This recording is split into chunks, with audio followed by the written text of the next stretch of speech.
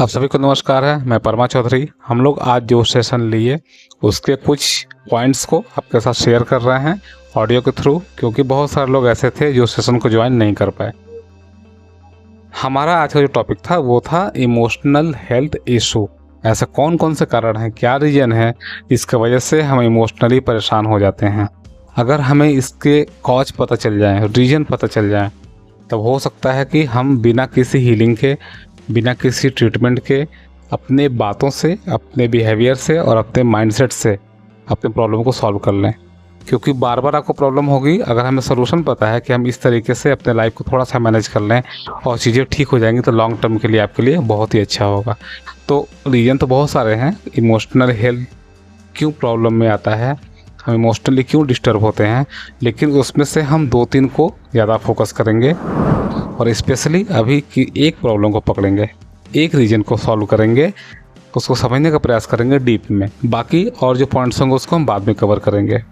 तो सबसे जो पहला पॉइंट है वो है हमारे कॉन्टैक्ट्स, हमारे रिलेशन, हमारे फ्रेंडशिप। ये बहुत ही ज़्यादा रिस्पॉन्सिबल हैं हमें वीक करने के लिए। उसमें भी बहुत सारे लेयर होते हैं कि सामने वाला मुझे कुछ गलत बोल रहा है, सामने वाला मुझे कमेंट कर रहा है, ये सब तो हैं ही, लेकिन एक ऐसा रीज़न है जो हम अवेयर नहीं हैं। जैसे मान लीजिए किसी ने आपको कुछ उल्टा सीधा बोला, या आपको पता है कि फला व्यक्ति आपको उल्टा सीधा बोलता है, तो आप उससे दूर हो जाएंगे।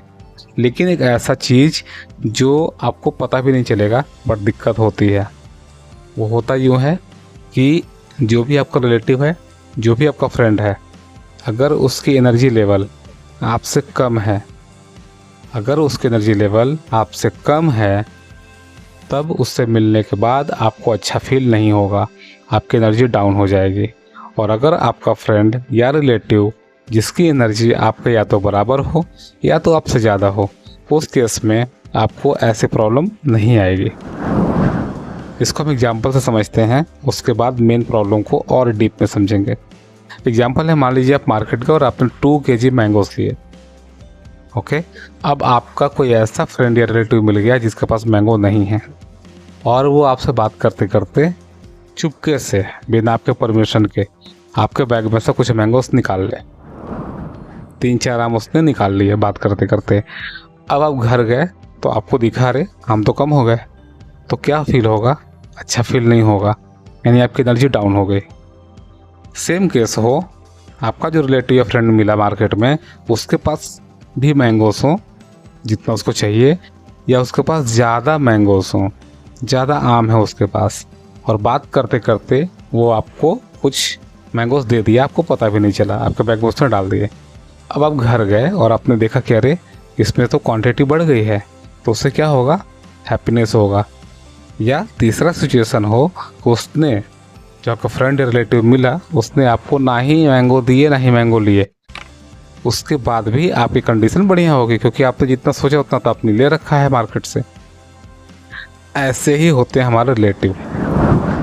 एनर्जी कम का मतलब हो गया कोई ऐसे पर्सन जो जब भी आपसे मिले तो रोते रहते हैं अपने किसी प्रॉब्लम की वजह से। होता है, हर व्यक्ति की लाइफ में कोई ना कोई दिक्कत आती है, लेकिन उस प्रॉब्लम के बार बार सोच करके सॉल्व आप नहीं कर सकते। आपको उसके रिलेटिव एक्शन लेना पड़ेगा।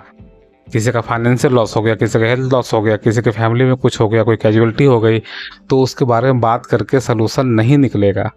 शुरू में होती हैं दिक्कतें, प्रॉब्लम होती हैं, आप सिंपैथी दे सकते हो, ये पार्ट ऑफ लाइफ है, पार्ट ऑफ ह्यूमैनिटी है।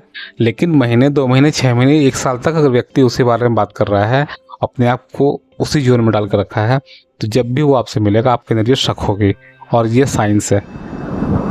जिस तरीके से हाई टेम्परेचर लो टेम्परेचर की तरफ जाता है, वैसे ही हाई एनर्जी लो एनर्जी की तरफ फ्लो होती है। अब इसमें एक और चीज़ आता है कि ज़रूरी नहीं है कि आपका रिलेटिव ऐसा हो सकता है आप भी ऐसे हो सकता है आपके लाइफ में कैसे प्रॉब्लम हुई हो जिसको लेकर के आप बहुत ज़्यादा डेस्परेट हो गए हैं, बहुत ज़्यादा उसके बारे में सोच रहे हैं, हमेशा उसी जोन में रहते हैं। तो आप भी वही व्यक्ति हैं जो अपनी एनर्जी तो लॉस कर ही रहे हैं, दूसरे का भी कर रहे हैं। तो सबसे पहले अपने आप को ध्यान देना है कि जो मिस्टेक दूसरे में हम ढूंढ रहे हैं कहीं मेरे अंदर तो नहीं है। अगर हमारे अंदर है तो उसको ठीक करने की ज़रूरत है। और ठीक कैसे करेंगे? अपने बारे में अच्छी बातें कीजिए, अपने बारे में अच्छा बोलिए, कोई स्पिरिचुअल एक्टिविटी कीजिए। कुछ नहीं कर सकते तो कम से कम 5 से 10 मिनट साइलेंट बैठ के मेडिटेशन कीजिए। ओम चैंटिंग पर मेडिटेशन कर लीजिए। यूट्यूब पर अवेलेबल है वो ऑडियोस, आप कान में लगाइए, सुनिए 2 से 4 मिनट ओम चैंटिंग सुनिए। 2 दिन 5 दिन के अंदर आपके लाइफ में धीरे धीरे बदलाव आने शुरू हो जाएंगे।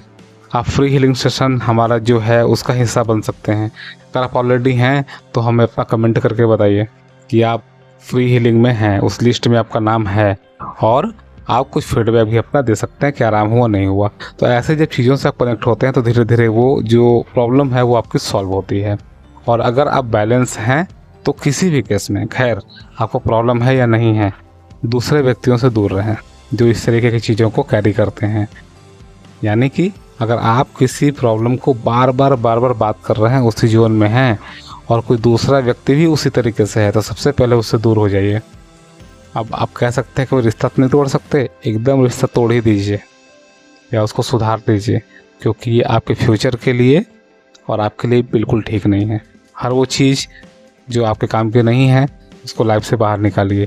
थोड़ा हार्ड है, कठिन है, टाइम लगेगा, बट इम्पॉर्टेंट है, क्योंकि आपका हेल्थ सबसे इम्पॉर्टेंट है। ये रहा एक टॉपिक।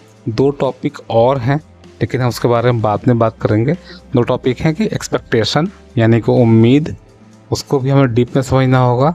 और तीसरा जो सबसे ज़्यादा इम्पॉर्टेंट है वो है कि जो हमारा एम है, जो टारगेट है, वो हमारे एक्शन और हमारा थॉट प्रोसेस, ये तीनों अगर अलाइन होते हैं तो इमोशनली हम बहुत स्ट्रांग होते हैं।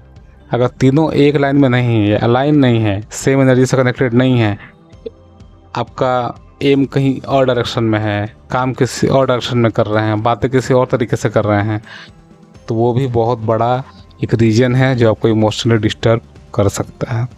तो इन 2 लास्ट टॉपिक को हम बाद में कवर करेंगे। कॉन्टेक्स्ट सबसे इम्पोर्टेंट है, उसको हमने कवर किया। नेक्स्ट सेशन हम करेंगे जल्दी और उसमें आगे की बातों को कवर करेंगे। Thank you so much.